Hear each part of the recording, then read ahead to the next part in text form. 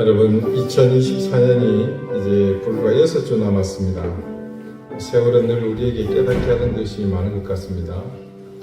그 깨달음의 중심은 늘 주님이 우리의 주님이 되신다는 사실을 깨닫는 것, 그리고 그 주님께서 우리를 사랑하시고 은혜를 주신다는 겁니다.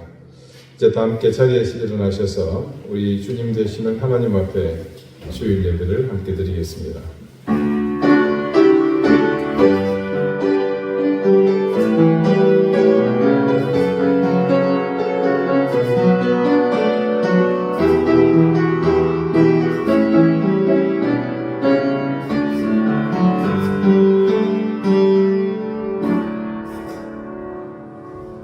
믿음이 없이는 하나님을 기쁘시게 하지 못하나니 하나님께 나아가는 자는 반드시 그가 계신 것과 또한 그가 자기를 찾는 자들에게 상 주시는 이심을 믿어야 할지니라. 아멘.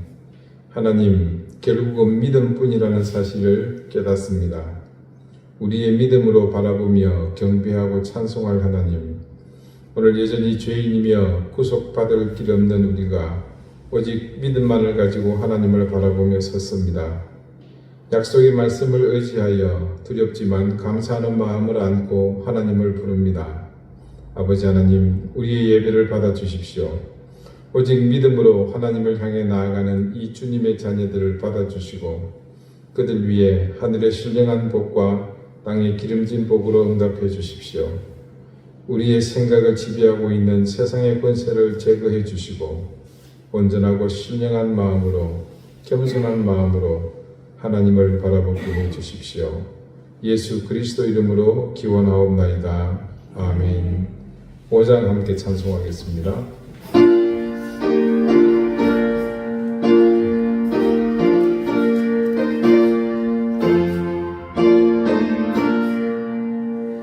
이 천지가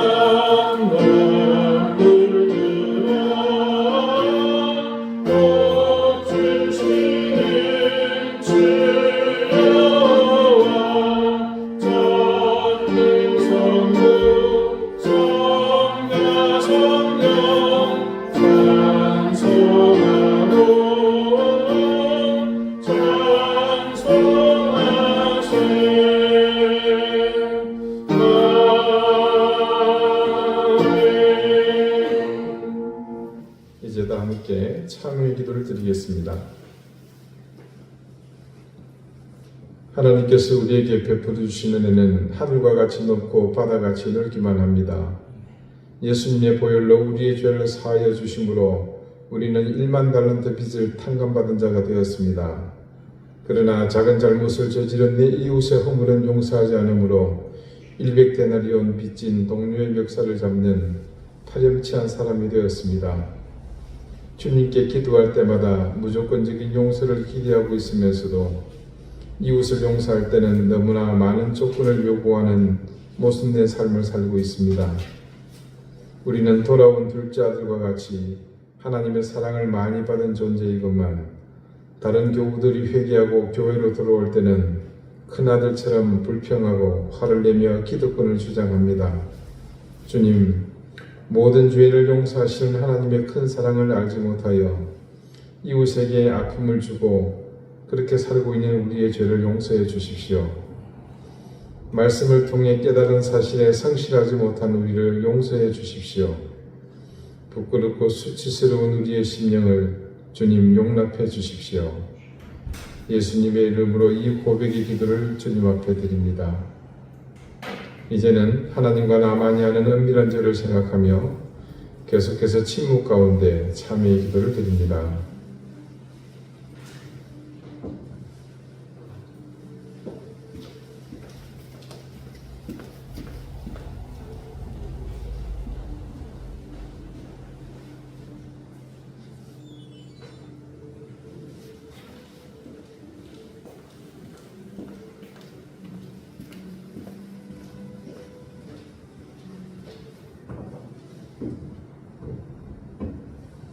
하나님께서는 자신의 부끄러운 죄를 솔직하게 고백하는 사람들에게 말씀하십니다. 그가 우리를 흑암의 권세에서 건져내사 그의 사랑의 아들의 나라로 옮기셨으니 그 아들 안에서 우리가 속량 곧 주의 사함을 얻었도다. 아멘. 이제는 사도신경으로 우리의 신앙을 고백하오니 나는 전능하신 아버지 하나님 천지의 창조주를 믿습니다. 나는 그의 유일하신 아들 우리 주 예수 그리스도를 믿습니다.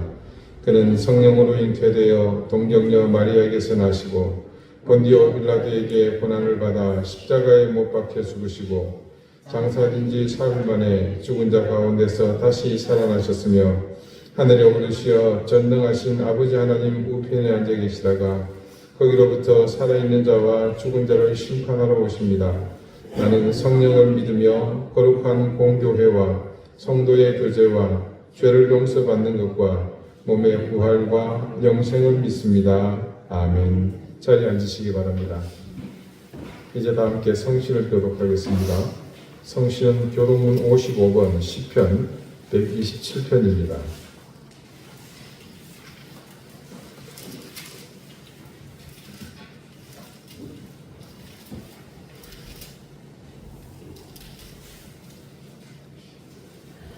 여호와께서 집을 세우지 아니하시면 세우는 자의 수고가 헛되며 여호와께서 성을 지키지 아니하시면 가축분을 깨어 있으니 헛되도다.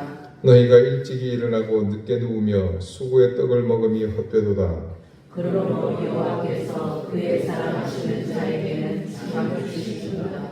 보라, 자식들은 여호와의 기업이요 태어에게는 그의 상급이로다. 젊은 자의 자식은 장사의 수중의 화살 같으니 이것이 그의 화살통에 가득한 자는 복되도다. 그들이 성문에서 그들의 원수와 담판할 때에 수치를 당하지 아니하리로다. 아멘. 기도드리겠습니다. 하나님, 올해가 이제 6주밖에 남지 않았습니다. 더위를 잊은 지 잠시 이제 점점 우리 곁에 다가오는 서늘함에 익숙해지고 있습니다.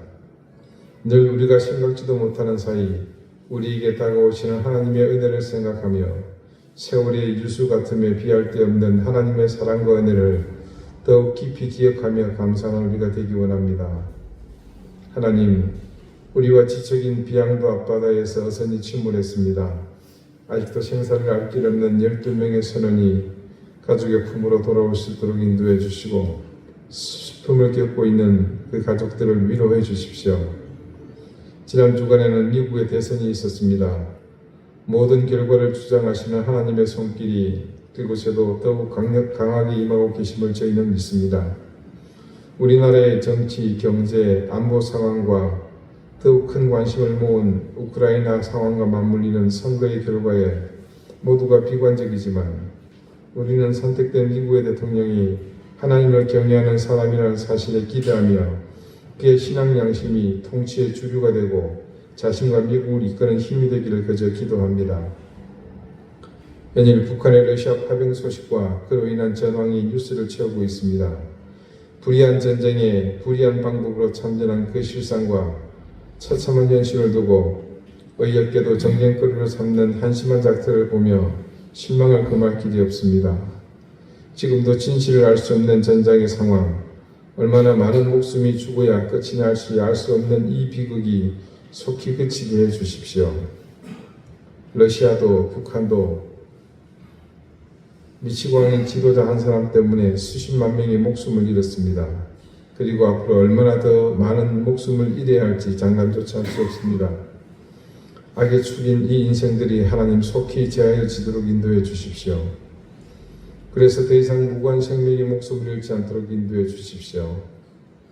하나님, 세상은 더없이 소란합니다.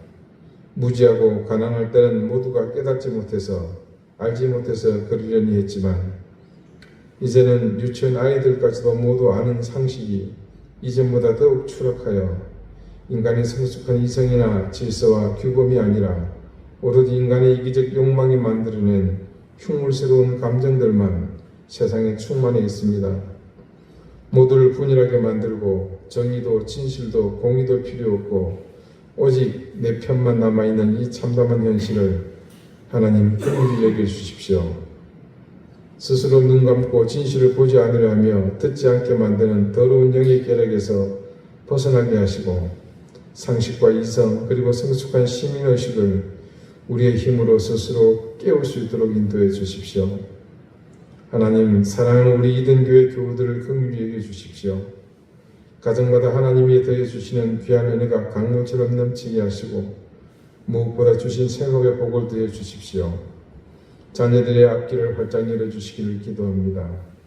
이 자녀들이 이 세상 가운데서 빛으로 귀한 삶을 살아갈 수 있도록 인도해 주시기를 기도합니다. 대입시험을 앞둔 우리 제인이와 은성이를 기억해 주시고 하나님 이들에게 지혜를 주시며 이 어려운 시기를 잘 감당하도록 믿음을 더해 주십시오. 주님, 사랑하는 가족이 병마에 시달리고 있습니다. 하나님께서 속히 병마를 물리쳐 주시고 지금 삶을 가로막고 있는 우리 교우들의 모든 환난으로부터 저들을 건져주시기를 구합니다. 주님, 이 시간 우리에게 겸손한 마음을 주십시오. 가난한 마음을 주십시오.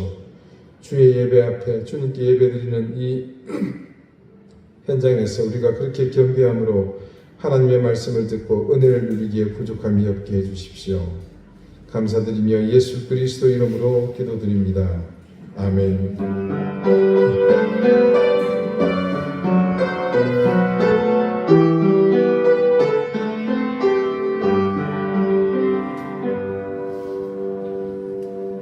(94장) 함께 찬송하겠습니다.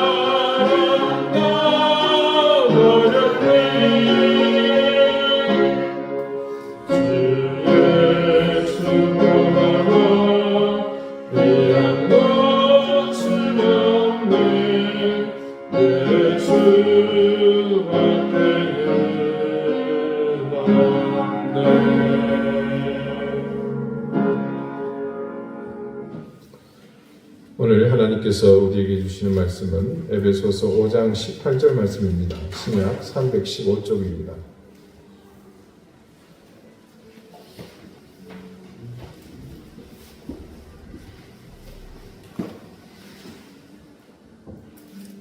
에베소서 5장 18절 말씀을 제가 읽겠습니다. 다 같이 자리에서 일어나 하나님의 말씀을 경청하십시오.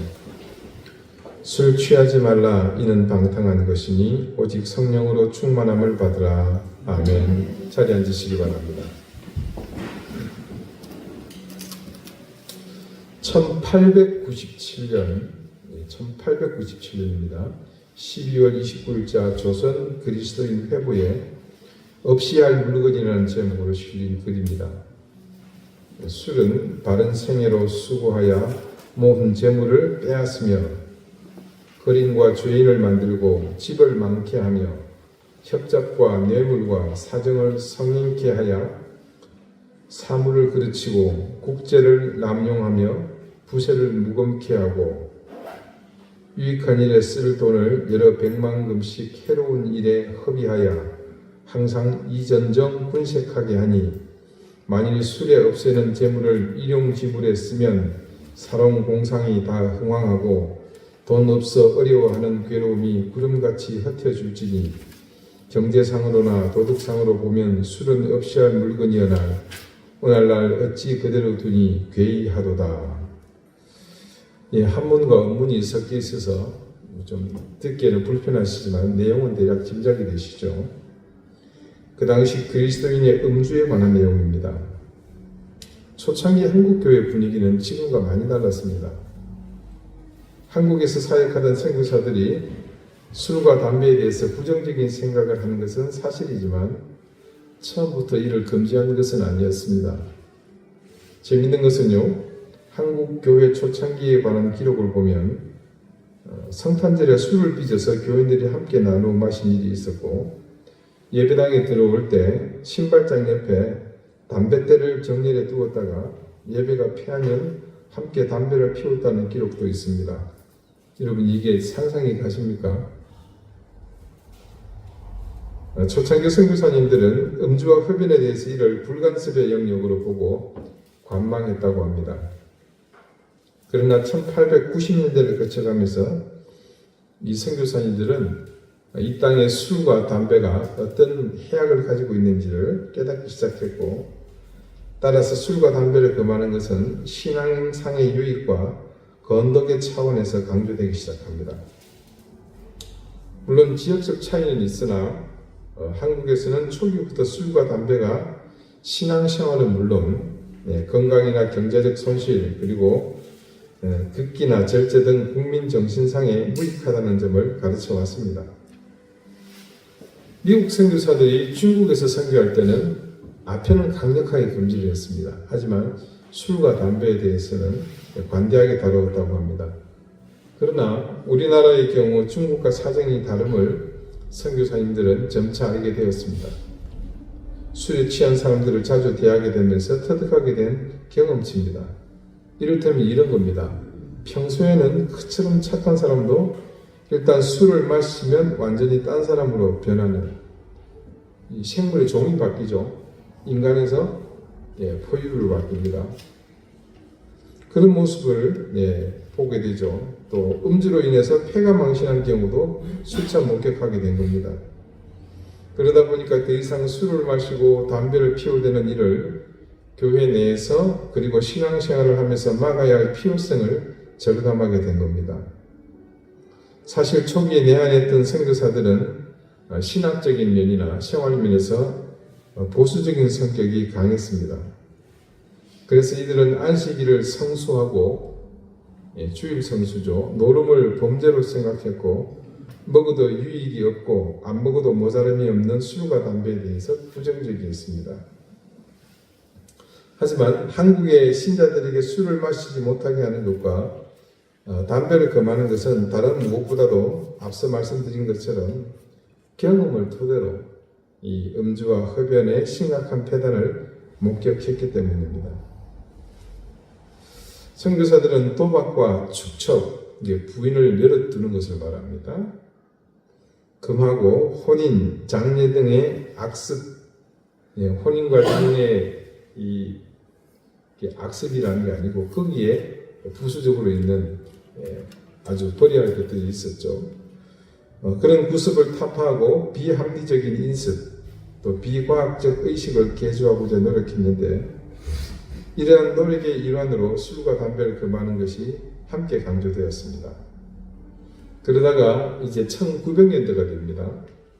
1900년 후반기부터는 금주, 금연은 단순히 신앙생활의 유익이나 건강상의 문제가 아니라 민족운동 혹은 민족정신 함양운동의 차원에서 교회적으로 강조됩니다. 이런 교회 분위기를 잘 대변해주는 한 기록이 있습니다.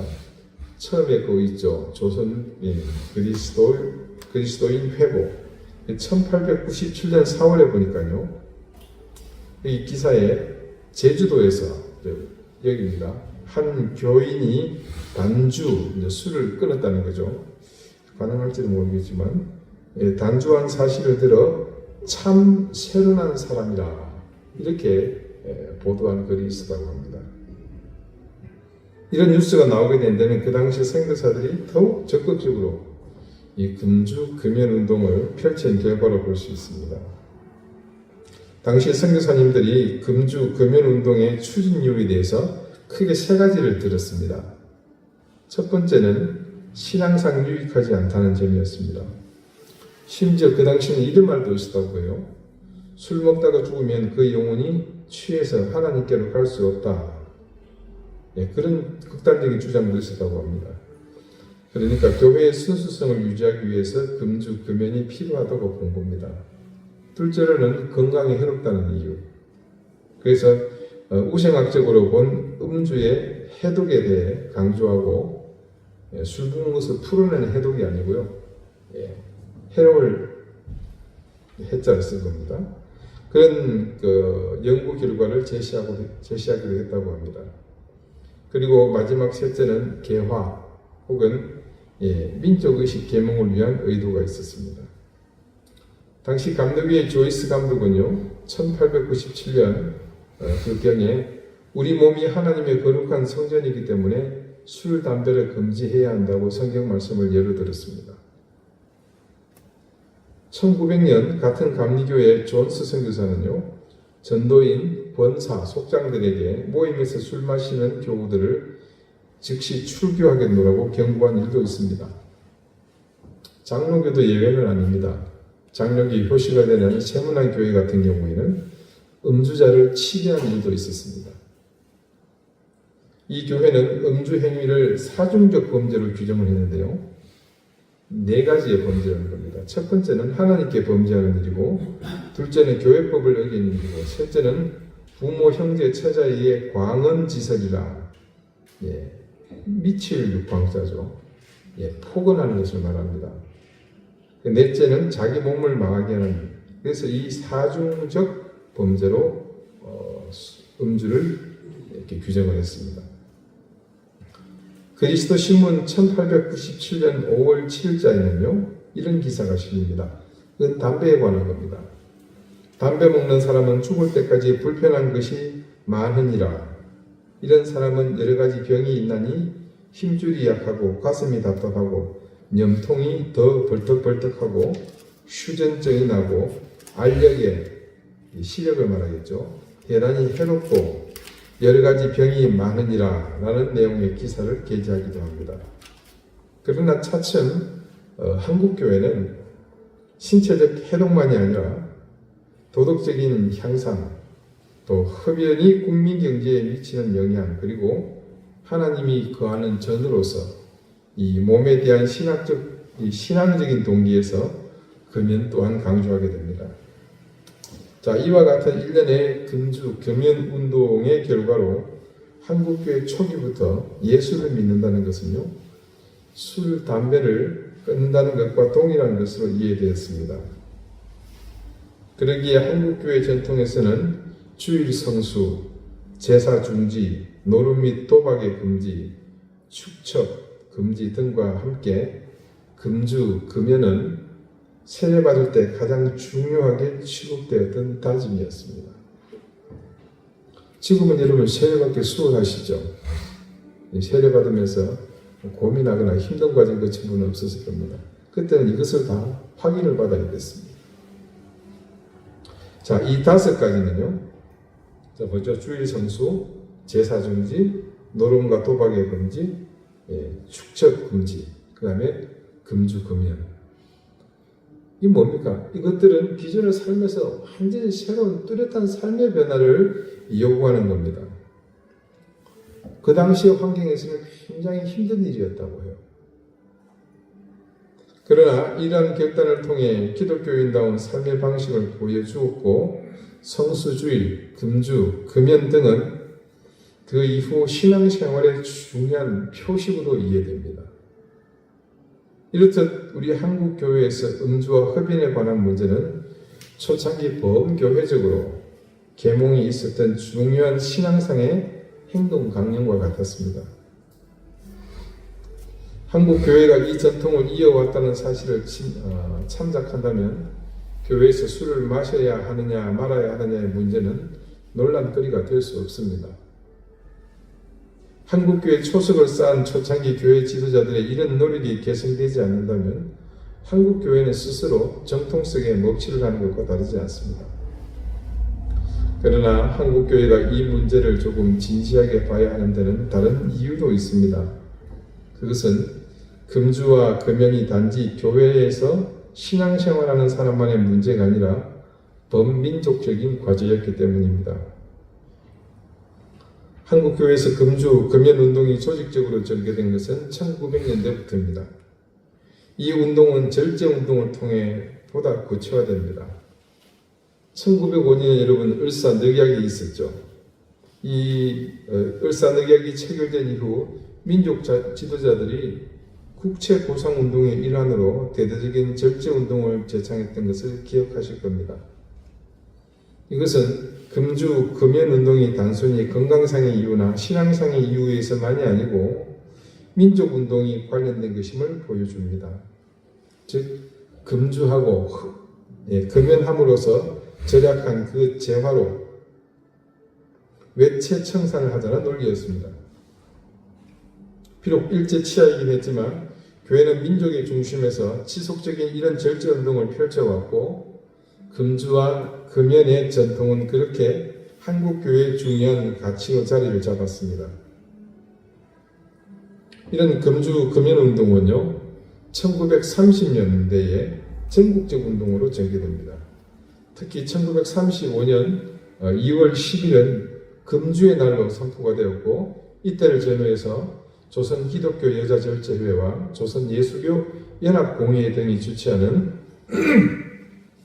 금주 가두행렬, 금주 강연회 등이 전개되었다고 합니다. 이때 불리던 절제운동가 중에는 이런 것이 있습니다.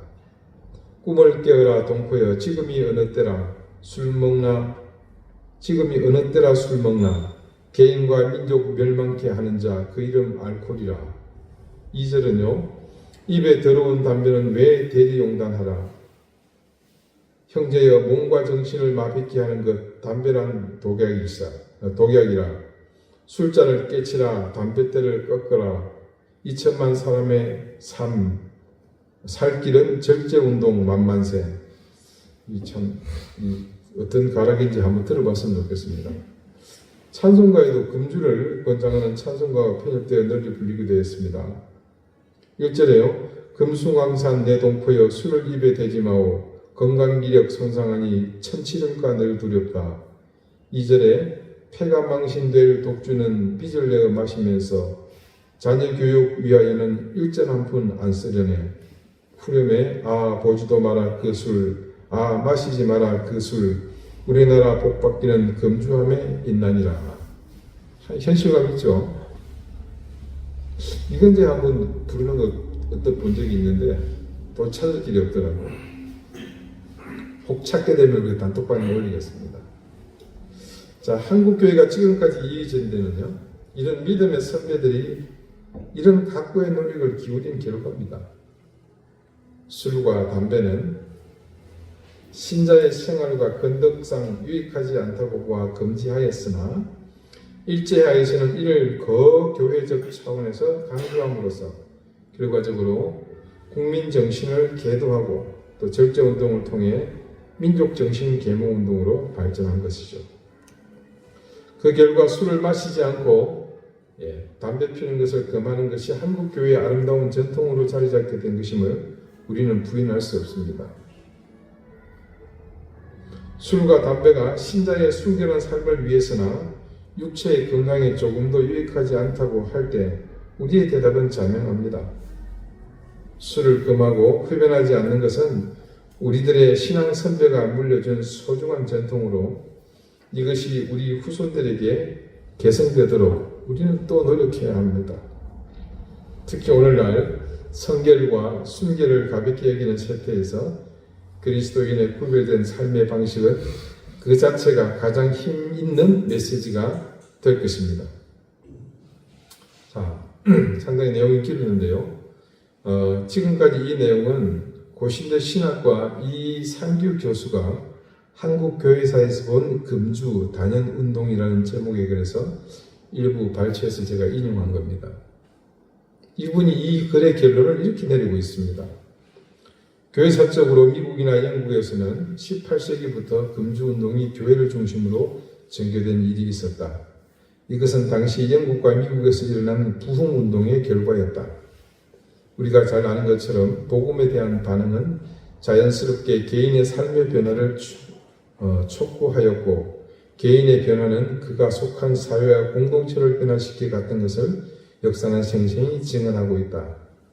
한국교회 일각에서는 술을 마시지 말아라, 담배 피우지 말라는 말이 성경의 명시되어 있지 않다고 주장하면서 이 제고를 요구하고 있고 실제로는 음주 흡연이 공공연히 행해지고 있기도 하다. 하지만 젊지 않은 생활, 성결의 촉구 그리고 건덕의 차원에서도 한국교회의 아름다운 전통이 개선되도록 노력해야 할 것이다. 교계 일부 목사는 아직도 술, 담배가 문제인가라고 의문을 제기하면서 민족의 문제, 민중의 삶의 현실 같은 명분 있는 문제에 관심을 돌려야지 아직까지 술과 담배로 공방을 벌여야 하느냐고 반론하고 있으나 한 개인의 거룩함을 추구하려는 노력, 성결한 삶, 당연한 권리라도 이웃을 위해 포기할 줄 아는 건덕과 같은 그리스도인의 기본적 가치를 마냥 경시해서는 안 될 것이다.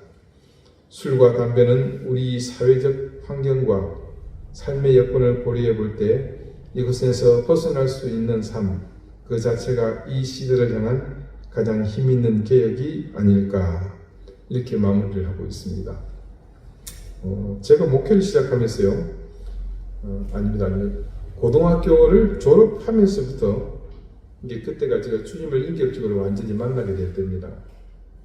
그렇게 거듭난 이후 끊임없이 제게 도전해 오던 문제에 대해서 전 늘 대답할 말을 가지고 있었습니다. 하지만 악한 행의 본성이 그렇듯이 포기할 줄을 몰랐습니다. 근데 정작 실망스러운 것은요, 교회 내에서조차도 같이 신앙생활을 하면서 이 문제에 대해서 올바른 신앙적 자세가 형편없는 모습을 보는 것이었습니다. 그래서 제가 목회하고 있는 현장에서는 꼭 한 번은 이것을 짚고 넘어가고 싶었습니다. 오늘 들은 말씀을 모두 이해하시거나 받아들이시기 어려울 수도 있겠습니다만 그래도 한국교회에서 얼마나 각고의 노력을 기울이며 술 마시고 담배 피우는 것이 한국교회에서 어떤 의미인지 그렇게 우리 믿음의 선배들이 각인해 왔다면 우리는 그것을 좀 이해하고 바르게 인식하는 그런 계기가 되었으면 좋겠습니다. 오늘 본문 5장 18절은요, 참 논란이 있는 말씀이죠. 성경을 생전 한번 읽지도 않은 사람도 이 말씀은 들어서 압니다. 어떤 부분입니까? 술 취하지 말라. 그래서 어디 모임이나 행사에서 술을 권할 때 사양하는 그리스도인들이 자주 듣는 말이 이겁니다. 야, 성경이 어디 술 먹지 말라고 했냐? 취하지 말라고 했지. 정말 뭔가 성경을 잘 아는 사람처럼 말하지만 여러분도 아시다시피 그런 사람치고 성경을 읽었다거나 신앙생활을 제대로 하는 사람은 없습니다. 저한테 늘 그렇게 말하는 놈도 항상 술 취해가지고 인사불성 될 때까지 마시는 놈이거든요. 성경을 아는 것이 아니라 어디서 주워 들은 말입니다. 근본 없이. 술에 대해 성경은 무슨 말씀을 하셨는지 잘 알지 못하는 사람들, 쉽게 말해 성경에 대해 무지한 인간들이 모르고 덤비면서 하는 말들입니다. 여러분, 잠언 20장 1절에 이런 말씀이 있습니다. 포도주는 거만하게 하는 것이요 독주는 떠들게 하는 것이라. 이에 미혹되는 자마다 지혜가 없느니라. 잠언 23장입니다. 재앙이 누구에 있느뇨? 근심이 누구에 있느뇨? 분쟁이 누구에 있느뇨? 원망이 누구에 있느뇨? 까닭 없는 상처가 누구에 있느뇨? 붉은 눈이 누구에 있느뇨? 술에 잠긴 자에게 있고 혼합한 술을 구하러 다니는 자에게 있느니라. 포도주는 붉고 잔에서 번쩍이며 순하게 내려가느니 너는 그것을 보지도 말지어다. 예, 취하지 말라고 아니고 뭐죠? 보지도 말라고 되어 있죠. 그것이 마침내 뱀같이 물 것이요 독사같이 쏠 것이며 또 내 눈에는 괴이한 것이 보일 것이요 네 마음은 구부러진 말을 할 것이며. 예, 그렇죠. 갑자기 배우자가 잘생겨 보이죠. 그러면서 없는 말을 하죠. 너는 바다 가운데에 누운 자 같을 것이요 돛대 위에 누운 자 같을 것이며. 뭡니까? 공중에 붕 뜨는 거죠. 네가 스스로 말하기를 사람이 나를 때려도 나는 아프지 아니하고 술 먹은 놈 때려봤자 지 손만 아픕니다. 나를 상하게 하여도 내가 감각이 없도다. 내가 언제나 깰까 다시 술을 찾겠다 하리라. 성경 말씀을 줄 깊게 읽지 않는다면 이 말씀을 깊이 새겨볼 일은 아마 거의 없을 겁니다. 새기는 것은 고사하고 있는지도 모르죠. 그러나 이 말씀을 읽고 듣고 하는 동안 과연 누구든 주저함 없이 성경은 술 취하지 말라고만 했다고 말할 수 있을까요? 여러분의 생각은 어떻습니까? 우리가 간과하고 있는 중요한 한 가지 이야기가 있습니다. 인류사적으로 보노라면요, 아담의 범죄, 그로 인한 바벨탑의 사건이 있죠. 그리고 이를 무식하게 만들 옥의 티 같은 사건이 있었습니다.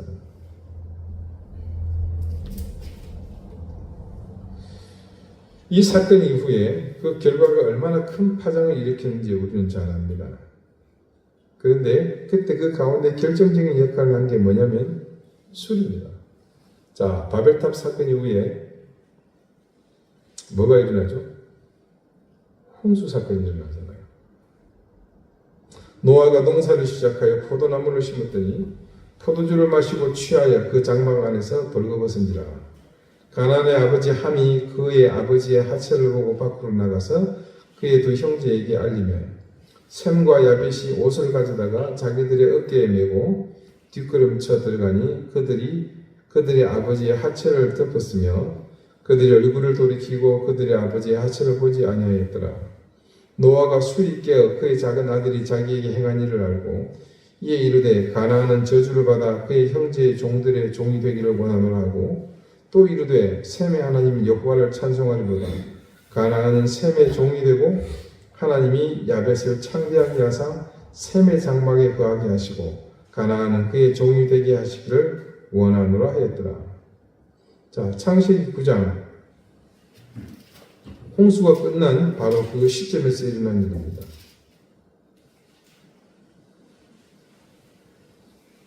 내용은 그래요.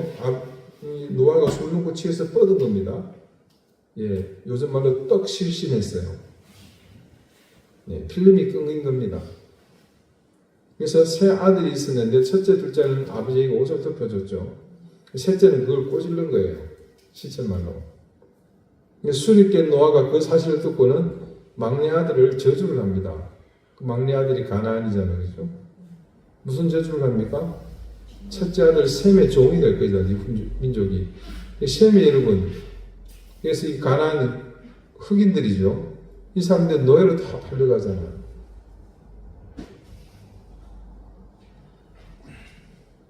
아니, 네가 술 취하고 지랄하는 것이 죄송합니다. 술 취해서 떡실신한 거는 아무 생각도 안 하고 그러면 자녀한테 화풀이 한 거죠.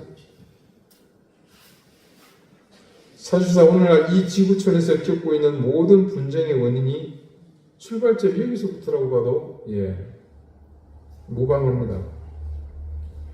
노아가 그렇게 지나치게 술을 마시지 않았다면 이 말씀이 기록하고 있는 인류사의 방향은 지금과는 다른 모습이지 않았을까 하는 그런 아쉬움이 강력하게 남는 부분입니다.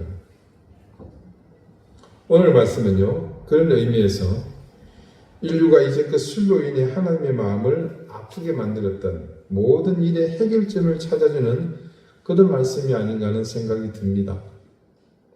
그러면서 이런 생각을 해봤습니다. 왜 오랜 세월 인류는 술에 취하기를 원하며 살았는가? 저는 그 이유가 술에 취하지 않으면 살기 어려워서 그렇지 않았나 그렇게 생각을 합니다. 사실 조금만 더 깊이 관찰하면요, 지금 이 세상은 제정신으로 살 수 없는 세상입니다. 그래서 사람들이 술에 취하는 겁니다. 술에 취하며 살았던 어느 시대든요, 지금 이 시대의 영적 상황을 보면서 느낀 것과 유사한 이유를 다들 느꼈을 겁니다. 그랬기에 술에 취하는 것은 필연적 선택이 아니었을까 추측해 봅니다. 그 선택, 술에 의존하고 싶은 마음의 중심은 바로 자아의 상실이죠. 너무 거창한 표현 같습니다만, 한 잔 마시고 다 잊어버려. 그 얘기입니다. 술을 마심으로 내 이성을 스스로 마비시키고 나를 짓누르고 있던 내 기억 속에 있는 모든 두려움, 괴로움, 아픔, 슬픔, 절망, 좌절, 고뇌 이런 것들 잊고자 하는 그런 목적이죠. 그런 의미에서 오늘 바울이 들려주는 이 짤막한 한 절의 말씀은 그동안 인류가 불가피하게 선택해야 할 길의 절대적 대안이라고 저는 생각합니다. 세상 사람들은 술에 취해서 제정신으로 살 수 없는 이 세상을 살 힘을 얻는다면 우리는 술에 취할 수 있는 노릇이니 뭐 해야 되겠습니까? 성령에 취하는 겁니다. 그래야 하는 이유는 이미 역사가 우리에게 생생하게 보여주고 있습니다. 오늘 바울의 말과 같이 그것, 술에 취하는 것은 방탕한 것이었습니다. 이 사실은 누구도 부인하지 못할 역사고 우리의 과거입니다. 자, 근본인 죄인인 인간이 이성을 잃었습니다. 자신을 잃어버렸어요. 그 상태에 놓여 있는 인간이 어떻게 될 것 같습니까? 이 세상 공중의 권세 잡은 악한 영의 그냥 밥이 될 뿐입니다. 마귀의 먹잇감이죠. 그 악한 영의 목적은 오직 하나, 그 인생이 하나님의 손길에서 벗어나서 파멸의 길로 내던져지는 것, 그것만 있을 뿐입니다. 그래서 바울은 그것을 한마디로 어떻다? 방탕한 것이다. 이렇게 규정한 겁니다. 이 사실 앞에서 우리가 무엇을 선택해야 하겠습니까? 이 어리석은 질문에 대한 대답은 자명합니다. 우리는 성령에 취하는 겁니다. 우리가 그리스도를 영접하게 됨으로 변한 것 중 제일 중요한 것이 바로 이것 아니겠습니까? 내가 예수 그리스도를 영접함으로 하나님의 영이신 성령이 내 속에 들어와 내주하십니다. 그때 죄인이 내가 주도하는 인생이 아니라 이제는 하나님의 영이신 성령께서 나를 지휘하고 이끄는 그런 삶으로 변화되지 않습니까? 그때 우리의 삶은 방탕이 아니라 세상과 구별되는 삶, 뭡니까? 구별되는 것, 거룩. 우리도 거룩한 존재가 되는 거죠.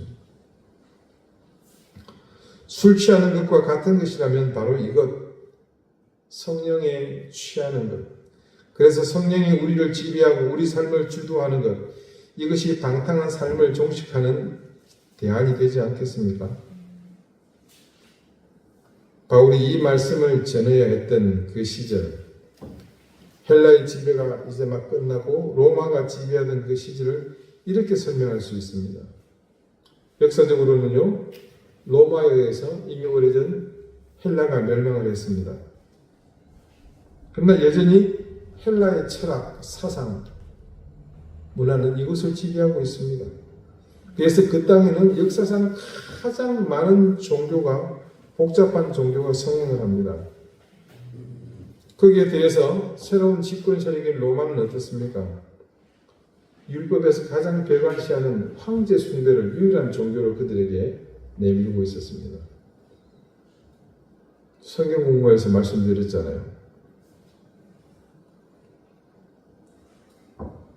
가이사랴라는 이름이 붙이려면 어떻게 해야 된다고요? 거기서 황제의 동상을 세워야 된다고 그랬잖아요. 길 어디서나 보더라도 다 보일 수 있는. 자, 한번 생각해 보십시오. 이런 가운데에 예수 그리스도의 복음이 과연 그곳에 뿌리를 내린다는 것이 가능을 하겠습니까? 힘겹게 교회가 세워지긴 했지만 이 또한 원조 논란에 휩싸입니다. 그게 뭡니까 여러분? 자, 이 복음이 어디서부터 나왔어요? 예수 그리스도부터 나왔잖아요. 그분은 혈통이 뭡니까? 유대인이잖아요.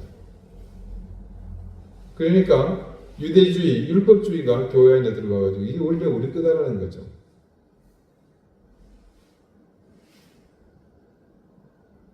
그래서 교회 내에서도 이 유대주의, 율법주의 때문에 어려움을 겪잖아요. 그야말로 사상의 혼돈, 종교의 혼재, 철학의 압박, 문화적 요인으로 인한 혼란으로 그 누구도 제정신으로 살 수 없는 시기적으로 그리고 지정학적으로도 모든 요인이 갖춰진 곳이었습니다. 우리도 그들과 다르지 않습니다. 그때보다 더한 위협이 지금 우리를 둘러싸고 있지 않습니까? 여러분 어디 마음 놓고 여러분 자신을 맡기고 의탁할 수 있는 곳이 주변에 있습니까?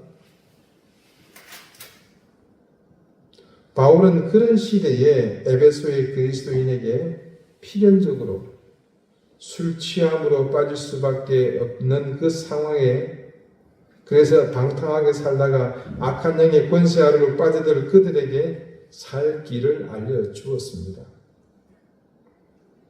그것은 지금 이 시대를 살고 있는 우리에게도 마찬가지입니다. 세상에 아무리 철학이 발달하고 학문이 성행하고 가치관과 사상과 문화와 소위 이런 모든 것을 아우르는 대세 트렌드가 있다고 하더라도 하나님의 영이신 성령님과 비교할 수는 없습니다. 길은 오직 하나, 우리가 성령으로 충만함을 받는 겁니다. 세상은 늘 악했습니다. 그리고 그 악함은 세상이 자신의 것이라는 사실을 늘 우리에게 보란듯이 드러내 보여주었습니다. 그런데 말입니다. 우리는 그 사실에 실망하고 좌절하느라고 중요한 한 가지를 놓치고 있었습니다. 우리가 세상이 보여주는 그 모습에 실망하고 분노하는 동안 그것이 진리이며 진실을 나타내고 있음을 간과했습니다. 우리에게 필요한 것은 악이 보여주는 세상을 보면서 실망과 좌절, 분노하는 것을 넘어서 그렇게 보이는 세상의 진실과 마주하며 하나님의 뜻을 보는 겁니다. 바울이 오늘 이 말씀을 교회를 향해 선포한 이유가 무엇이겠습니까? 이제 끝 교회는요, 세상 속에서 성령의 충만함을 받기보다 술에 취하는 것을 선택하며 성장해 왔습니다. 목사님 누굴 단정하십니까? 이건 제가 단정할 이유도 없어요. 역사가 그걸 증명해 주잖아요. 왜 교회들이 흥황했다가 사라집니까?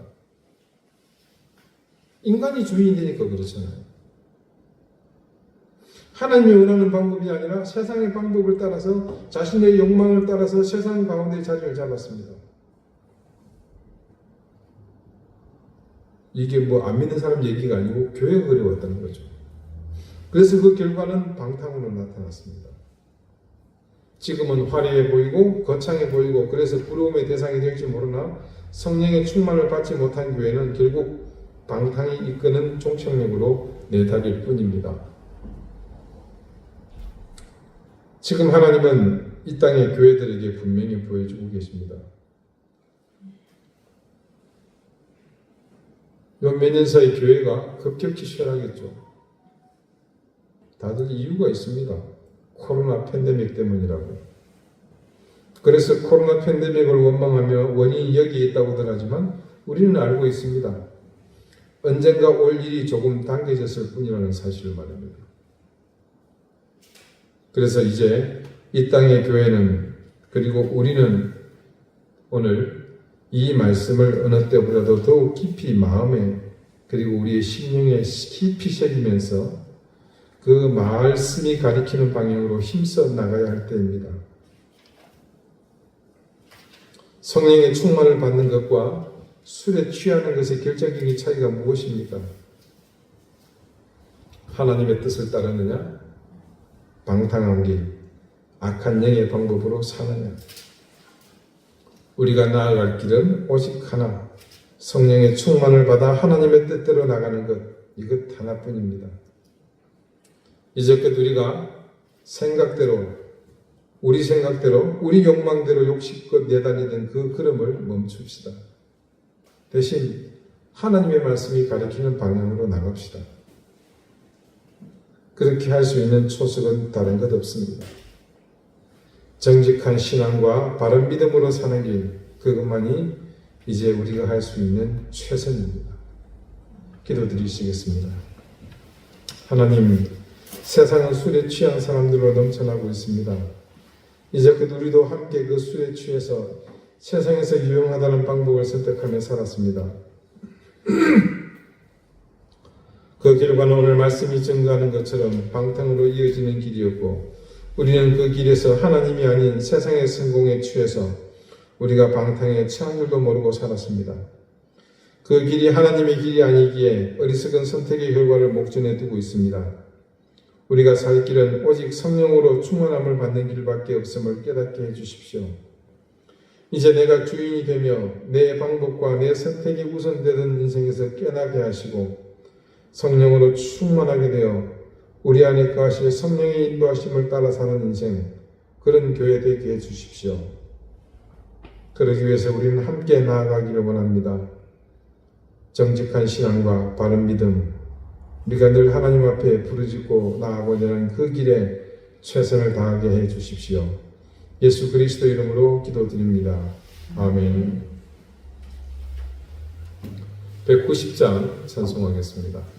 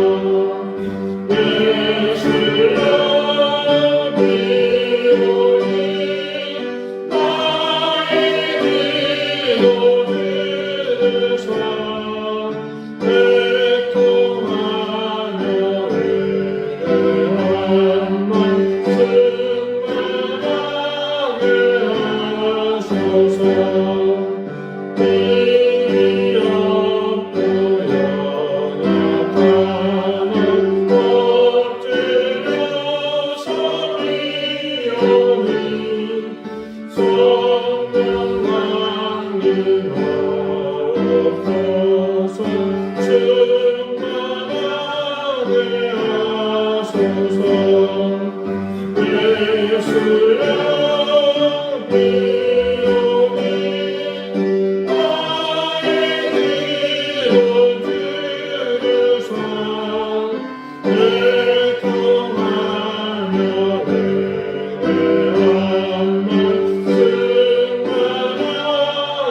하소서. 정퇴하오니 여호와 복을 받게 하소서. 승만하게 하시오니 또한 감사합니다.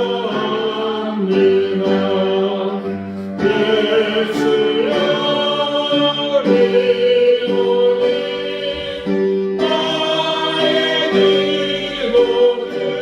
기도들으사 애통하며 회개한 마 승만하게 하소서.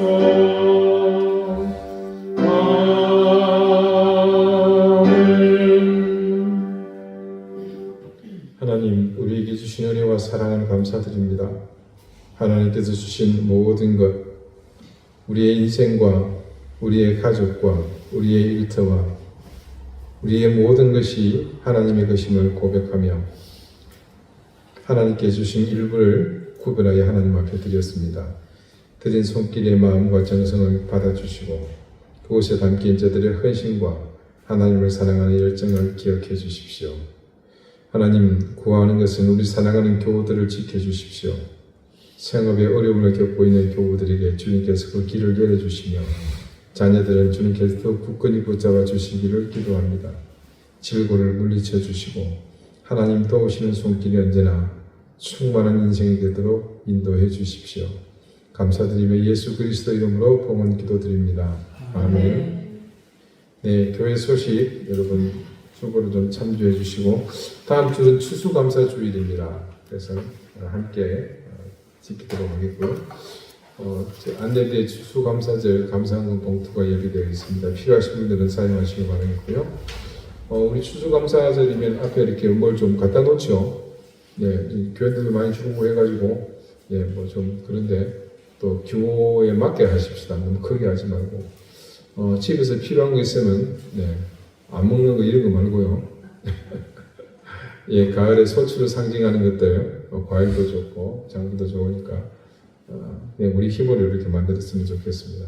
아주 가능하면 다음 주에 뭐 지난주에 식사를 하긴 했습니다만 또 함께 식탁 교제할 수 있도록 좀 준비를 했으면 좋겠습니다. 계속해서 여러분 우리 지난주에 왔던 신주영 선교사와 태국 북부를 위해서 함께 기도해 주시기를 바라겠습니다. 우리 김정태 원장님 딸 제인이하고 몇 기도 중에 말씀드렸습니다만 우리 조용준 이경희 집사님 아들 은성이 둘이가 동갑인데 올해 시험입니다. 14일이 수능인데 여러분 기도하실 때 기억하시고 우리 제인이 은성이를 위해서 기도해 주시기를 바라겠습니다. 우리 찬원씨 건강 괜찮아요? 밤에 갑자기 한번 쓰러졌다고 얘기를 들어가지고 이 건강한 사람이 눈이 부실해 공부하느라 고생이 많았는데 또 우리 쌍둥이 아빠 또 시험 결과를 위해서 여러분 잊지 말고 기도해 주시길 바라겠습니다.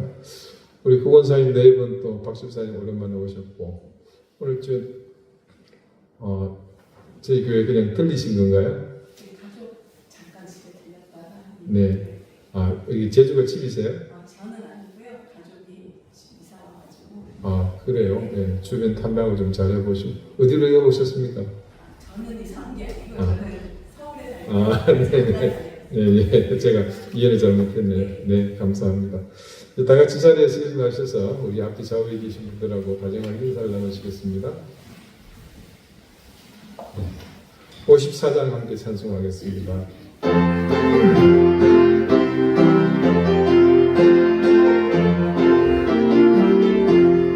주여 복을 구하오니 편히 가게 하시고 사랑받아 주께로 이기도록 하시고 광야 같은 세상에서 항상 인도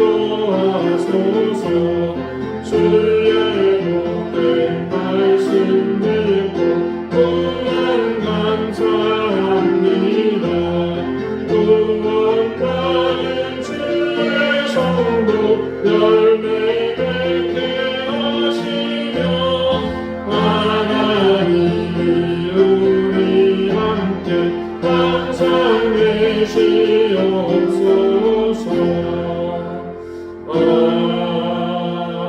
아멘.